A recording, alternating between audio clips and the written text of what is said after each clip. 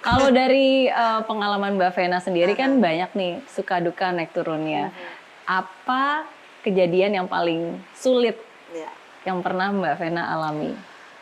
Kalau seperti aku bilang ya, orang tua bercerai, aku nggak punya uang, ditolakin sama agent, sama PH, itu udah biasa. Dan aku nggak pernah menjadi orang yang suffer. Tapi ada satu hal yang membuat aku suffer waktu aku jauh dari anak-anak, dari Feral sama Atala. Aku nggak mau Setelah perceraian setelah waktu itu ya? after divorce. Jadi waktu after divorce itu nggak tahu gimana, aku sempet jauh sama Feral sama Atala, physically dan yang pasti secara apa ya, yang biasanya 24 jam sama anak-anak tiba-tiba itu tidak terjadi. Aku udah mulai stres tuh. Nah stres aku tuh adalah kok bisa ya bercerai tapi dampaknya itu jauh dari anak gitu. Yang mana aku tuh ngurus anak, bukan ibu yang abandon gitu. Aku ibu yang sangat nomor satu tuh anak. Bahkan aku meninggalkan dunia sinetron karena pada saat itu Atala tuh dibully sama babysitter. Aku putuskan meskipun ini menghasilkan, gua nggak mau deh gitu. Tapi pada saat itu jauh, aku tuh udah kayak orang yang nggak ada pegangan gitu. Kok bisa terjadi ya? Apa salahku gitu loh. Padahal kan bukan aku yang menginginkan perceraian. Tapi sebagai perempuan kita kan tetap punya pride.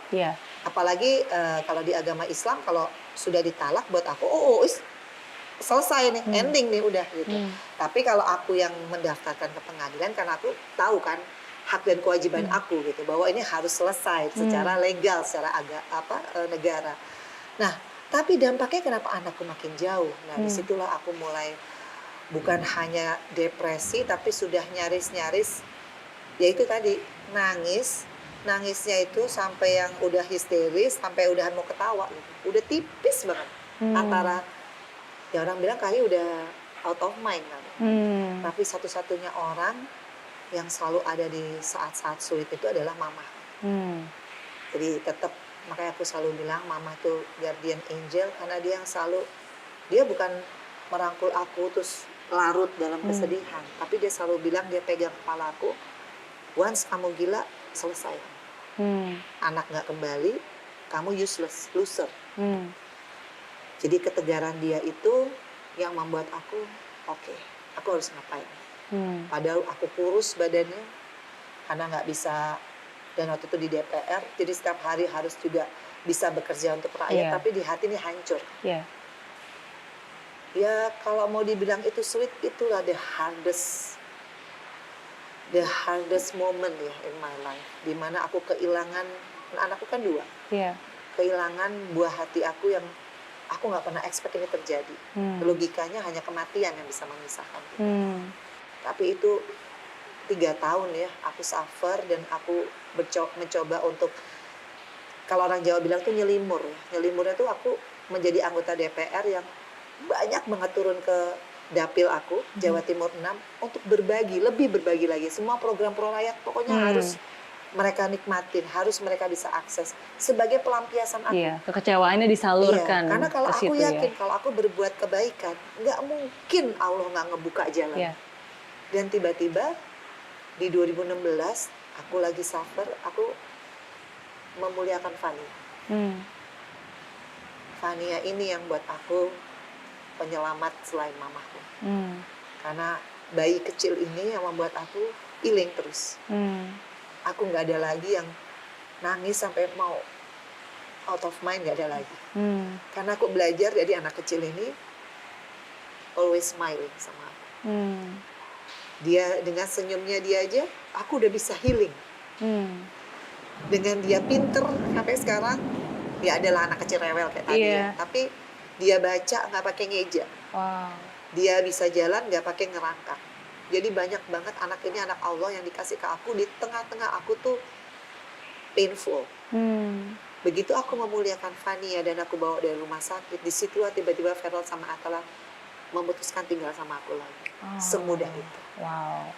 Tapi untuk menuju ke situ, aku nggak bisa ngebayangin kalau Allah nggak kasih Fania. Misalkan aku dikasih jodoh dulu, belum tentu aku akan di healing seperti itu. Dan banyak hal yang aku belajar dari bayi kecil, fisiknya kecil tapi kekuatannya luar biasa. Contohnya, dia nggak pernah kayak nggak bersyukur. Sementara aku masih ada orang tua, meskipun dia divorce, tapi mereka masih ada dan tidak pernah menyia-nyiakan aku. Tapi Fania, dia ya gimana sih, kayak obat buat aku. Senyumnya dia, ketawanya dia, pinternya dia buat aku semangat hidup kan. Dan tiba-tiba yang aku dari dulu pengen punya anak perempuan, punya suami aja nggak bisa. Tapi di saat nggak punya suami, Allah kasih Fani sebagai bonus. Anak kembali sesimpel itu. Padahal aku udah berjuang kemana, ke institusi mana, itu nggak ada jalan.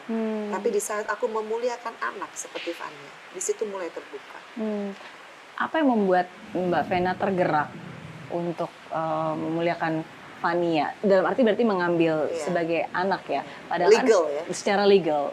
Soalnya kan ketika seseorang sudah bercerai, apalagi udah punya anak, ketika kita mengambil anak satu lagi kan nggak mudah. Apalagi kalau misalnya memang ada keinginan untuk menikah lagi, itu kan sebenarnya apa ya, bawaan dalam tanda kutip. Ya percaya nggak percaya karena Allah melindungi aku. Jadi 2013 bercerai, 3 tahun safar, 2016 aku ketemu Fania, yang which is aku dari awal melihat dia sebagai anak yang prematur kan lahirnya. Dan dia kan sebetulnya hampir lewat gara-gara kurang cepat dibawa ke rumah sakit. Jadi kalau waktu aku dengar dari polisinya, karena di penelantaran kan memang pidana, jadi nggak bisa kita jenguk biasa, nggak bisa. Kita harus berhubungan dengan polsek waktu itu. Polseknya tahu aku anggota DPR, justru dia memberikan aku insight. Gimana nih kalau ada anak istilahnya di abandon gitu ya, dan keadaan dia tuh prematur. Apa sih SOP? Kan mesti dibawa dulu ke rumah sakit dan lain sebagainya. Tapi tiba-tiba pas aku ngelihat dia setelah aku bayar di inkubator, terus kemudian dia ngeliat ke aku, di situ aku yakin, kan ada bisikan, ambil nih anak ini. Sama seperti aku waktu, gimana aku tahu tentang Fania? Bukan aku yang menemukan gitu. Karena aku baru bangun tidur 4:30, waktu itu masih jauh dari anak. Aku baca artikel, ada tulisan telah ditemukan bayi perempuan di masjid. Di situ aku antara baru bangun, tapi ada yang bisikin lagi, cari anak ini. Padahal begitu banyak berita tentang anak yang bayi yang di-abandon gitu. Betul. Tapi aku nggak ada rasa bagaimana ini. Jadi ini udah jalannya Tuhan. Untuk menyelesaikan permasalahan aku yang bisa jauh dari anak. Padahal aku udah usaha secara manusia. Kau bilang tadi kan ke institusi mana, mau cari keadilan dan lain sebagainya. Ternyata sesimpel itu Allah menyelesaikan. Plus anak perempuan yang kamu mau. Karena sebelum divorce aku tuh keguguran. Anak laki tapi. Bagaimana mungkin aku bisa punya anak perempuan di usiaku sudah 44 tahun. Suami juga nggak punya, tapi disitulah keniscayaan. Makanya aku kalau bilang the hardest moment in my life adalah berpisah dari anak-anak. Dan ternyata aku dikasih malaikat kecil yang namanya Fania Atabina untuk menjadi obat aku. Sampai aku kuat secara mentally, secara aku pola pikir akhirnya berubah. Aku tidak lagi menjadi manusia yang obses, akhirnya menjadi kemerungsung. Boleh aku punya mimpi, tapi aku udah lebih banyak, ya Allah, ini jalannya nggak sih? Kita lebih banyak sekarang berkomunikasi sama Allah. Ini bagus nggak? Dan nggak pernah lagi yang namanya, ya itu tadi, kan dulu kan mungkin, wah nggak jadi DPR, gue kerja apa nih? Atau post-power syndrome, nggak ada. Jadi aku mulai jadi YouTuber juga nggak apa-apa, karena aku merasa hidup ini udah banyak blessnya.